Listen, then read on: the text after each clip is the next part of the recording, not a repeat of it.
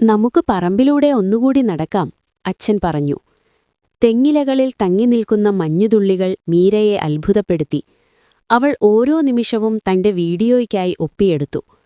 ഗ്രാമത്തിലെ ശുദ്ധവായു അവൾ ആവോളം ശ്വസിച്ചു. ഇതാ ചൂട് കാപ്പി കുടിക്കൂ, അമ്മ സ്നേഹത്തോടെ വിളിച്ചു പറഞ്ഞു. തറവാട് വീടിന്റെ മനോഹരമായ ഉമ്മറത്തിരുന്ന് കാപ്പി കുടിക്കുമ്പോൾ ആരും ഒന്നും സംസാരിച്ചില്ല.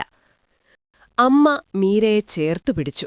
വേഗം തിരിച്ചുവരണേ മോളെ, മറക്കരുത്. അമ്മയുടെ കണ്ണുകൾ അല്പം നിറഞ്ഞിരുന്നു.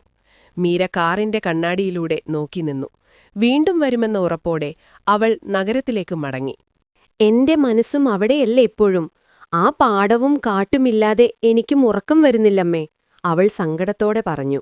അവിടെ ഗ്രാമത്തിലെ ആ രാവിലെ കോഴിയുടെ ശബ്ദം, അമ്മജിയുടെ അടുക്കള, ഇവിടെയൊന്നും കേൾക്കുന്നില്ലല്ലോ.